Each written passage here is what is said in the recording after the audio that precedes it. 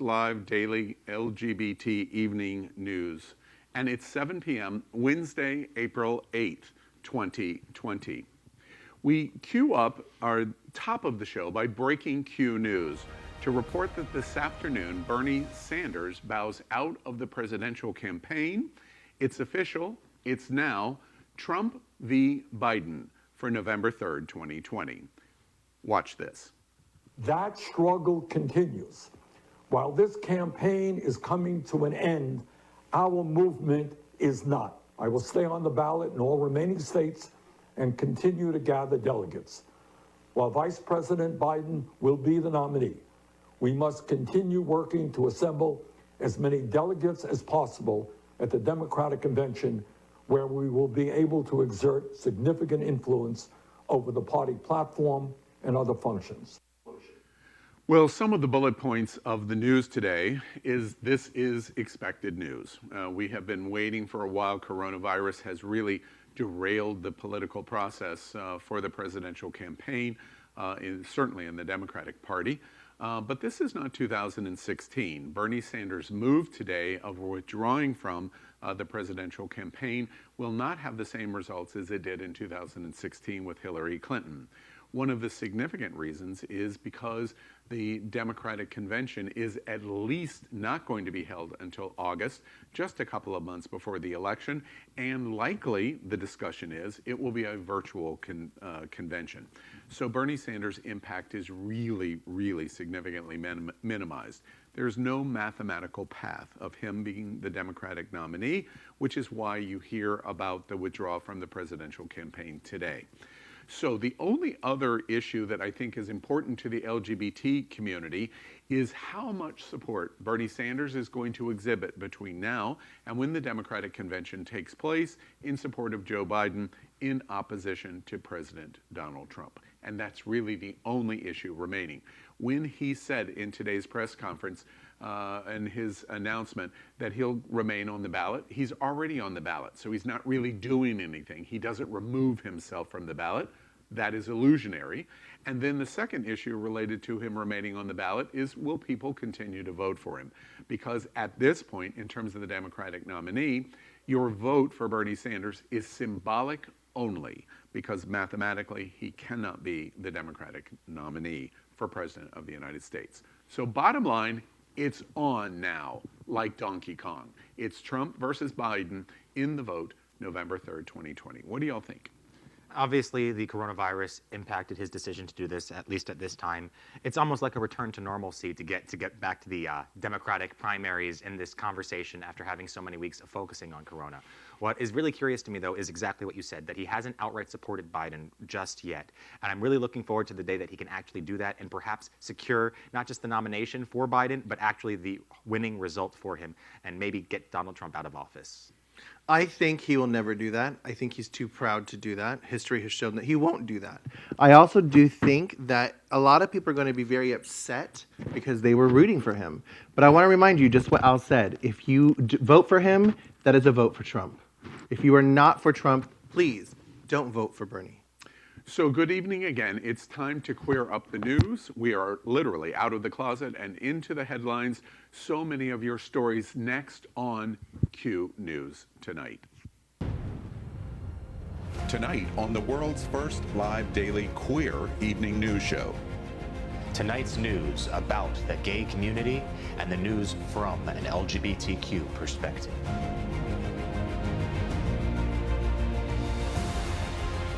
Are our gay stories important to you? In headlines, politics, entertainment, gay culture, travel, religion, and more. Reported by respected anchors. Out of the closet and into the headlines on Q News Tonight. Welcome to Q News Tonight. We are live. This is a live show and unscripted, so anything can happen. Tonight we bring you the news of and a perspective from the LGBTQ community. I'm your anchor, Al Ferguson, and this is my co-guest anchor, Misty Eyes. Wait till you see one of the good news segments literally made me cry, and you might get misty-eyed yourself. and anchor Napoleon Plays. That's right, but I'm really excited for our segment on fighting with shirtless men and women on a private island. Wait to hear more about that. Me too. Let's cue up the news. During the COVID-19 crisis, Q News Tonight will bring you the day's bullet points on coronavirus. The most important news of the day that we call our segment Quarantine Quickies. Here are the headlines in Quarantine Quickies for Wednesday, April 8th, 2020. For April 8th, we report COVID-19 has the highest one-day USA death toll at nearly 1,900. The Surgeon General continues to advise America and the LGBT community that this is likely going to be one of the most difficult weeks of our lives. Today, April 8th, there are more than 430,000 COVID-19 cases in the United States, and in the last 24 hours, America has had the highest single one-day death toll of the crisis with 1,858 deaths. Total deaths now in America are nearly 15,000. We continue in Quarantine Quickies by reporting tonight, why is Trump pushing to reopen America?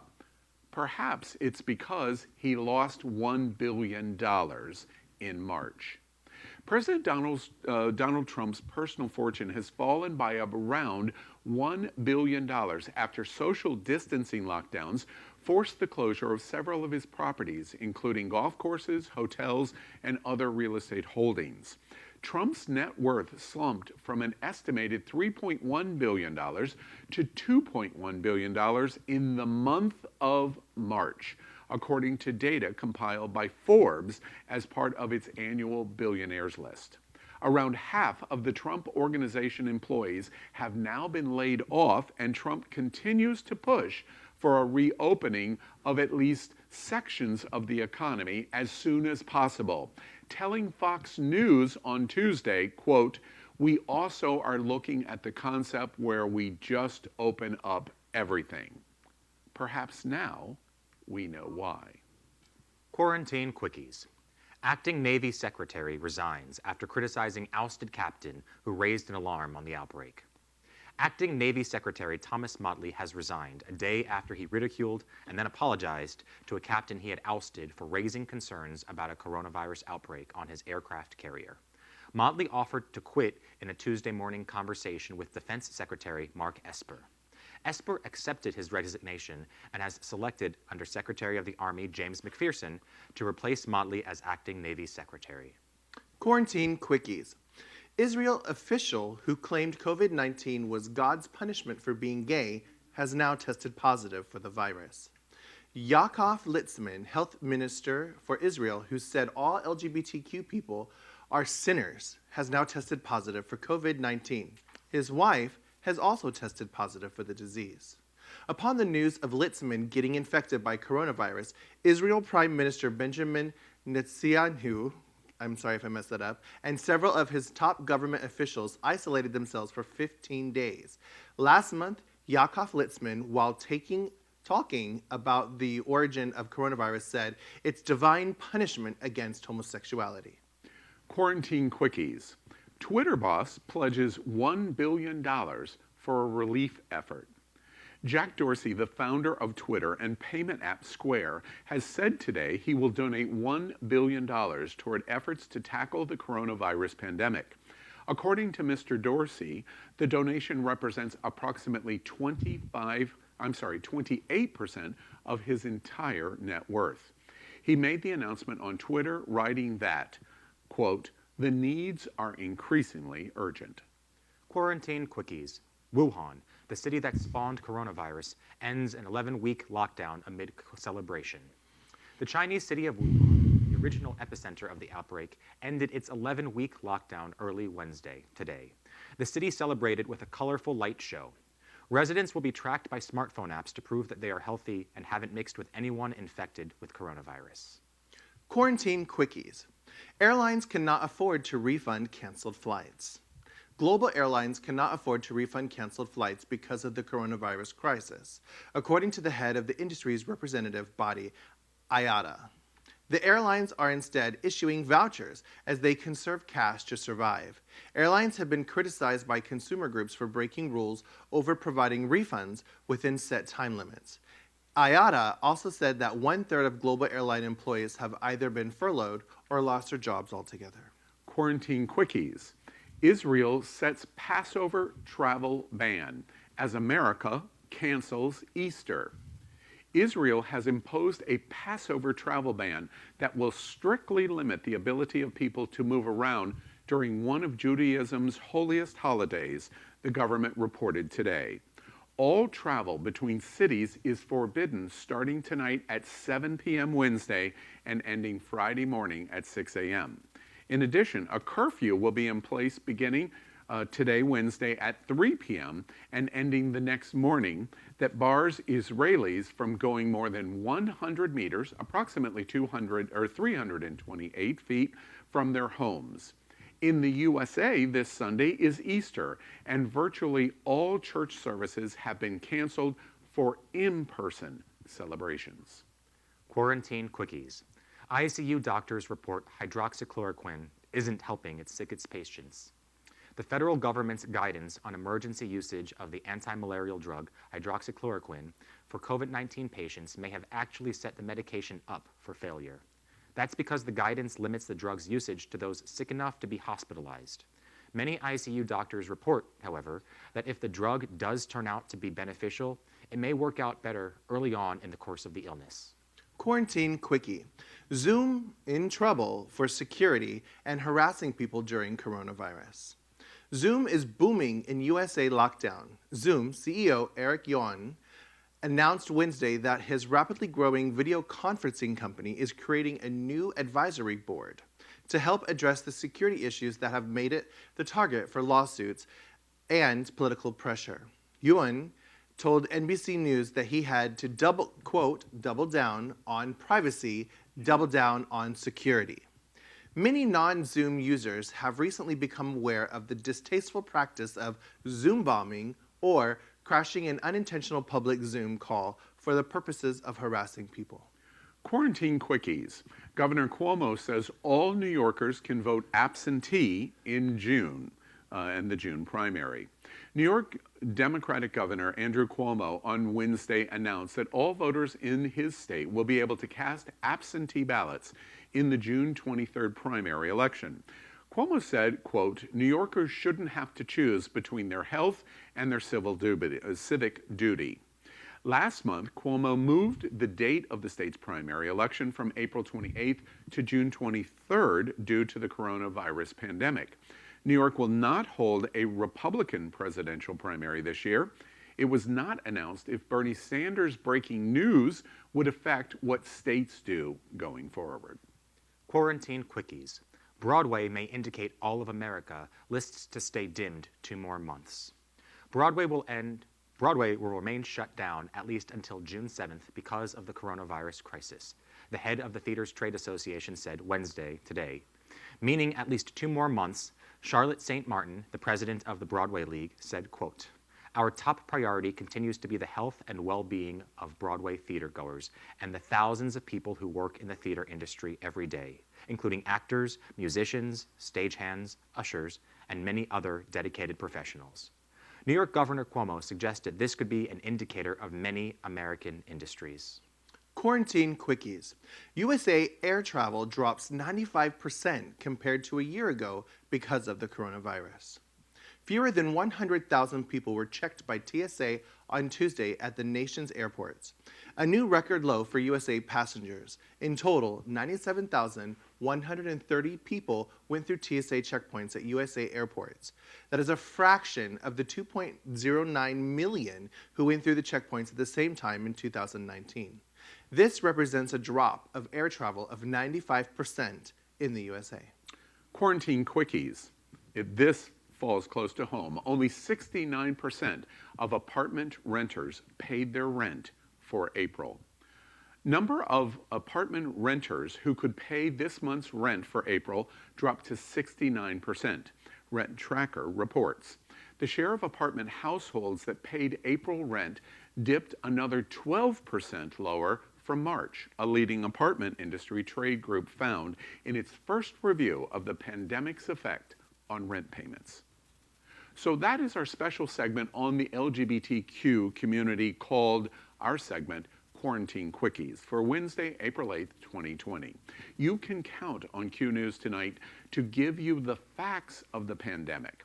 After bringing you the quickies in the news, we will follow the headlines with a new segment that we call Coronavirus Good News. With COVID-19, we can all use a little good news. We report on the best of America and the world while in pandemic. We call this segment Coronavirus Good News for Wednesday, April 8th, 2020. We begin in coronavirus good news by reporting a college student has been sewing free face masks for communicating with hearing impaired folks. Watch this. 21-year-old Ashley Lawrence is learning a new skill. You want the needle to go like in here. And my mom really likes to craft and she's really good at just picking stuff up and just doing it. So I came down one morning and I was like, what if we made a mask? But these aren't just any masks. They're for the deaf and hard of hearing. People who are profoundly deaf who use ASL as their primary mode of communication, ASL is very big on facial expressions, and that's part of the grammar. An amazing story. Since the world has been struggling to cope with N95 face mask shortages, 21-year-old Ashley Lawrence has been troubled by how the face mask might prevent people with hearing disabilities from communicating. Because American Sign Language, ASL speakers rely heavily on lip reading for grammar, face masks could obscure up to half of a person's message. Definitely good news. Coronavirus good news. Jimmy Fallon asks Twitter to, quote, quarantine movies by renaming your favorites. The new films are hilarious. These are a few of those movies. Don't Stand By Me. The Face Mask. Skype with the Vampire. I like that one. Delicious. Harry Potter and the Closure of Hogwarts. And 10 Things I Hate About Zoom. Jimmy Fallon is bored, so his idea of taking movies you know and retitling them with coronavirus is hilarious, and the laugh is needed. It's good news. Coronavirus good news. Farmer plows tribute to healthcare workers. A talented farmer has created his own heartwarming tribute to the British National Health System, also called NHS, by using his tractor to plow a giant rainbow into one of his fields. 33-year-old Jack Pentel used an aerial drone camera connected to his iPhone in order to map out a huge image of the NHS logo and the Stay Safe rainbow in appreciation for Britain's healthcare workers battling the COVID-19 outbreaks. The massive image measures in at 196 feet tall and 500 feet wide on his farmland in England. Coronavirus good news. A woman is released from a New York City hospital with cheering doctors and nurses, then a husband.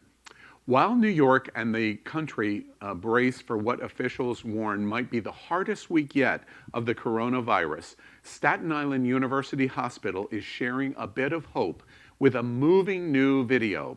In the video posted to Facebook on Saturday, mother of 5 Christina Paz is sent off by applause from doctors and nurses as she's wheeled toward the hospital doors to be discharged after her 15-day battle with COVID-19. Watch this.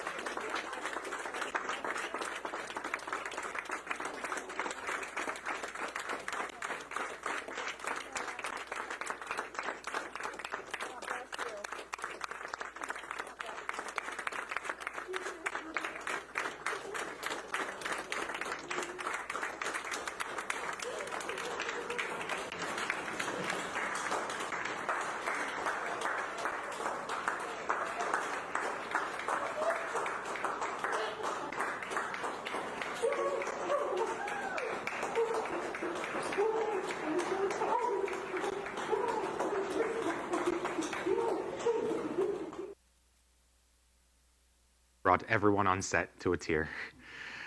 It may feel that the world is in crisis. Stories like that help us know that there is an escape coming forward, but that means that now is the time more than ever to come together.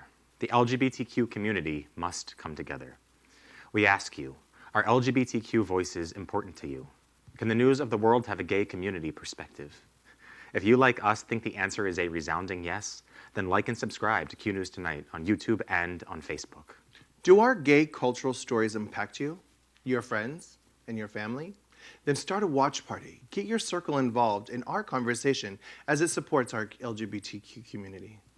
We cue up the USA tonight by reporting that Donald Trump stops funding for the World Health Organization. Watch this. The WHO, that's the World Health Organization, receives vast amounts of money from the United States, and we pay for a majority, a biggest portion of their money. And they actually criticized and disagreed with my travel ban at the time I did it. And they were wrong. They've been wrong about a lot of things. And they had a lot of information early, and they didn't want to, they seemed to be very China-centric. Well, the issues with the World Health Organization are significant. Donald Trump is, I believe, trying to find another of the many scapegoats, and now he's going to blame the World Health Organization. We remind you, as viewers of Q News Tonight, we have reported on this news show repeatedly that the World Health Organization was the first to ring the bell, helped the administration write reports that went to Donald Trump that were ignored, offered a coronavirus test that was rejected, and at every step of the way, in especially January, the World Health Organization was minimized.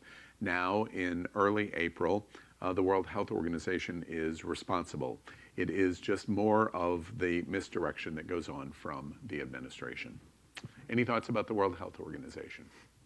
We had a lot of time to prepare. They helped us with that. They told us months before the crisis hit us that they were able to supply us with masks, supply us with people, help us to not have the problems that we're having today. And unfortunately, Trump decided to ignore all of that, ignore the science, ignore what's going on in other countries, because America must come first. And now our people in America are suffering. And it's all disgusting. We could have even helped the rest of the world if we had the technology that we're using today to increase the speed of all of these tests for other parts of the world, but we let down the globe. I'm completely confused. Before we move to the next story, I'm completely confused that the President of the United States could say at the end of February that only 15 people were infected and it'll just miraculously go away. And with that decision making, he's going to blame this on the World Health Organization. It makes no sense to me. We continue to cue up the USA by reporting that Dr. Fauci says gay people had incredible courage lifting stigma in the HIV/AIDS epidemic and makes comparison to coronavirus. Watch this. And as some of you know, the greater proportion of my professional career has been defined by HIV/AIDS. And if you go back then, during that period of time when there was extraordinary stigma, particularly against the gay community, and it was only when the world realized how the gay community responded to this outbreak with incredible courage and dignity and strength and activism, that I think that really changed some of the stigma against the gay community, very much so. I see a similarity here because health disparities have always existed for the African American community. But here again, with the crisis, how it's shining a bright light on how unacceptable that is. Because yet again, when you have a situation like the coronavirus, they are suffering disproportionately. You were just watching Dr. Anthony Fauci. This conversation happened yesterday during a White House briefing. And what they were talking about is something we talked about last night, about the disproportionate people of color that are getting seriously infected, like crazy double high numbers. And he was talking about our LGBTQ community and how we dealt with HIV and AIDS and the stigma and the shame that comes from being infected. And when people came forward and said, you know what, I'm positive and I'm going to be okay. And he was comparing the two. And I think this story is actually true and a positive, beautiful story. What do you guys think? I think first and foremost, sorry to cut in on you, Napoleon, Dr. Fauci wasn't as good in the AIDS crisis as we would like him to have been. Just like Obama on gay marriage, he came to it, he evolved and really became a leader. And in 2020, yesterday, that leadership finally comes full circle of what he said about the LGBTQ community, and it was a beautiful moment for those that suffered AIDS and HIV. That's true, and as we reported just last week, it came in part because of his personal relationship with Larry Kramer. At first, they were at odds over what to do in the HIV crisis in the 80s, but then they started to work together, and Fauci ended up saving the gay man and author, activist, Larry Kramer's life. So obviously, in the last 40 years, he has learned quite a lot. Moving forward, I want to ask everybody and tell everybody that Q News Tonight is part of the Happening Out television network. We are the Daily News. We are also a part of the most popular live gay TV show in the world every Wednesday night at 8 p.m. on It's Happening Out. It's a talk show like television's The View with a whole lot of gay people. And tune in tonight because I will be there, and also Christine W. will be a featured guest. Absolutely. We continue tonight at Q News Tonight by queuing up the world and report that a Filipino politician tried to force LGBTQ plus people to kiss for breaking COVID-19 curfew. Watch this. A barangay captain from Pampanga punishes LGBTQ plus constituents for violating curfew by ordering them to kiss each other and do a sexy dance in front of a minor. On Palm Sunday, April 5, Barangay Captain Christopher Bombing Punzalan goes live and could be heard enumerating the violators' names out loud and asking them why they were out past 8 p.m. Punzalan also taunts the curfew violators, saying they were probably looking for prostitutes. Among these LGBTQ plus violators were 22-year-old Jessica Malyari and 20-year-old Chanel Salazar, who went out past 8 p.m. to buy biscuits for their grandmother from a nearby sari-sari store. Once again, the LGBTQ community in the Philippines has been put through a trial. You could call it cruel and unusual punishment. The Amnesty International in Philippines has stated, quote, "Incidents of humiliation and abuse have been reported since the start of the community quarantine, such as putting curfew violators inside dog cages, beating up people with sticks, and most recently, sexually humiliating members of the LGBTQ plus community." Now, I am all for punishing people that are out past curfew. I am a strong proponent of making sure that we stick to these curfews because we as a community, specifically in the LGBT community, seem to be violating that a lot to go hook up. I see that every day with people on Grindr or going to just hook up here in the local area. However, targeting LGBT people over others and perhaps making it an act of embarrassment that you record and then show other people is definitely not something that any leader should be doing. Of course, this leader did go on to say that maybe he was perhaps overtired, but the reality is that he was targeting the LGBT community yet again. Do you guys feel that it's appropriate to hit our community more so than any other violators? I think it's terrible that he used shame to attack these people as an example of no one should ever break curfew because you might have to do something horrible and embarrassing, and I think that's disgusting. Yeah, it's. I think both of you said it very well. The real issue here is that it's a target of LGBTQ. It's not a general population response, and that's what makes it so terrible. Tonight, we remind you, America, we're broadcasting from our studio set in the middle of the World AIDS Museum. This is a living museum, an education center here in Wilton Manors and Fort Lauderdale, Florida. We joke we're coming from the gayest place on planet Earth. We'd also like to thank our set designer, Concepto Modern Living, here in Fort Lauderdale for making this set here in this living museum possible. We queue up sports now tonight at Q News Tonight by reporting that the UFC secures use of private island for fights. We've prepared this. Watch. So this place where this fight's going to be on April 18th, I have locked up for 2 months. So I'm going to continue to pump fights out. I've also secured an island. I've got an island. The infrastructure is being built right now. We're going to do all of our international fights on this island. So. As a 90s video game fan, I am absolutely thrilled to see this happen because this is the plot of basically every video game from the 90s. Tekken, Dead or Alive, Mortal Kombat, they all go to an island and have a tournament. However, what interests me most, as I said at the top of the show, is that a lot of these people are violating, quote, dumb, reckless international law, meaning that they're going there because they want to be the best fighter. And as you know, I am very interested in people that are physically fit as well as into that kind of impact play. And I am super pumped to see what kind of individuals are going to be here fighting. They're going to have a new show every week. They're going to have a new competition every week to see who is going to the next level. And I cannot wait to see who not just wins, but competes in this entirely. Do you guys have any excitement? I know you grew up in a different era, but are you excited about watching this happen? Misty's going to say. I'm going to say I like watching people fight. I mean, in a professional setting. I do think that building an island is going to the extreme measure of sanitation and quarantining yourself, but he's going to make money how he's going to make money. I love it. I love it. I Yeah. love it. UFC, all of my friends always are really shocked when I say, Napoleon and I both love My husband this. likes it a lot too. I love UFC. It's way more interesting than wrestling or boxing. And it's highly sexualized, generally really beautiful guys, physically fit guys are involved in it. And in this instance, I have never liked the UFC more than weeks and weeks and weeks of social isolation. So I'm just saying, I can't wait to watch this. It's going to be a lot of fun. And by saying watching it, I think I'm right here with Napoleon. We probably don't mean watching it. We are going to end the show tonight by telling you that we're going to finish with what we call the big finish. There are many stories today we only want to mention. Let's see if Misty, Napoleon, and I can entertain each other and have some fun as a lightning round on the LGBT news of the day and news with an LGBTQ perspective. Let's have some fun. So here we go. Q News tonight, the big finish. Story number 1 in the big finish. Stephanie Grisham is out as White House press secretary without ever holding a single press briefing. The unfortunate thing for the media here is that Grisham never got to be on SNL. We never got to see the Kate McKinnon version of her, and for that, I will never forgive Trump from denying us this great new pleasure as it would be every Saturday.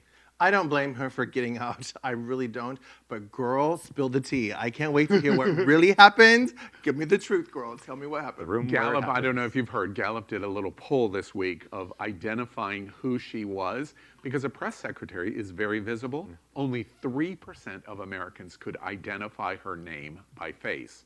And also, if only her boss, the Donald, had been so hands-off at his job as she was at hers. Wow, would America be a great place. Trump claims that his daughter created, ready, 10% of all the jobs in the United States. Now, obviously, we know the math doesn't quite add up because there were 150 million jobs that were created in that year, and 15 million were not created by her. However, I'm mostly curious because Trump knows that women only create jobs that are worth 70% of a man's job. So really, what does that equate to if we're balancing it out by that standard? My daughter is better than your daughter. That was a terrible Trump impersonation, I'm sorry. But attention, Ivanka. 15 million jobs? Come on. Where are the trans jobs? 90% of our community is unemployed and underemployed. Can you throw some our way? I just can't go to this creepy thing that he does about his daughter. First, he talked about having sex with her, and now he's basically saying she is the chairman of the Federal Reserve. Well, hey, I'm sending my resume to her to be the next secretary. I want to be the press secretary for Trump. The term Cuomo-sexual has been coined to describe fans of Governor Andrew Cuomo. The gay world has long since called that desire for security a daddy complex. And while Sophocles created it even earlier in Oedipus Rex, I have to say it has come full circle if it is now at our own political spectrum. Hey. If you know who Randy Rainbow is, you have to see his video about Andrew Cuomo. Oh, Andy, whoa, whoa, whoa, whoa. Made me also want to be a Cuomo-sexual. You know, I haven't heard anything for about the last 30 seconds because I hadn't heard Napoleon's observation before about the daddy complex, and now I'm thinking about it because I've watched Andrew Cuomo a lot, and I'm thinking about that daddy complex. Yep, sign me up, daddy. People with medical fetishes are helping hospitals with supplies in coronavirus. And speaking of fetishes, I'm a little stuck in the Cuomo brothers right now. Moving forward, I know a lot of people. Definitely Chris. Oh my God. No, I would take them both. It's almost like twins, but not quite. When he's healthy, of course. So back into something about saline solution, which I have utilized before. I know that I would hoard that to the death. Saline solution is when you have saline put into your balls to make them more round, and it makes you a little hornier as well, more open to the world, and your sensitivity is very vibrant. I can believe that these people would not give their tools away just for the medical professionals. That's also called nudicles with dogs, right? But this story is beautiful to me. It reminds us that, yes, you might not agree with somebody's lifestyle, their choices, but we are all in this together. And while we are in our quarantine, you might as well help other people. It makes me think that a lot of people in kink shame until they need a medical grade mask. Then it's all about inclusivity. Happy 1,457th birthday, boy, did we stretch today, to Gautama Buddha, the founder of Buddhism. Of course, Buddhism is the path to nirvana. And that being so popular, Trump may announce his own new spirituality, which will be the path to garbage, cake, or Guns N' Roses. My favorite Buddhist quote from him is, 3 things cannot be hidden: the sun, the moon, and the truth. And that's what makes our show so popular. I am very disappointed because I thought about this story and I was preparing an anti-Napoleon joke because I was going to say Gautama was always a bit stuck up, but he was a very good debate partner for me in college. Aw. I lost the opportunity.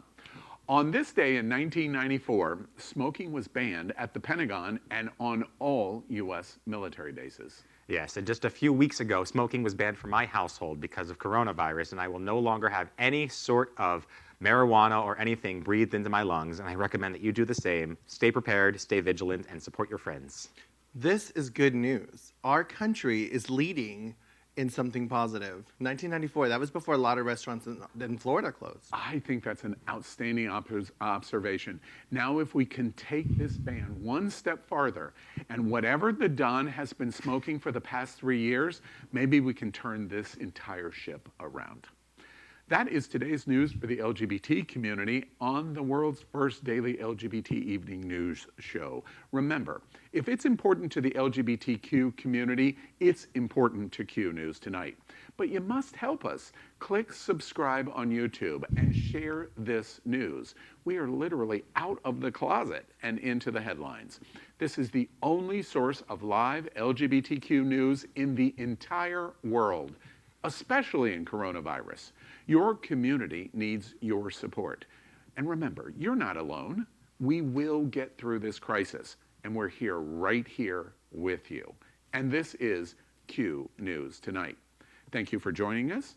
I'm Al Ferguson, and on behalf of Misty Eyes and Napoleon Plays, we'll see you tomorrow night at 7.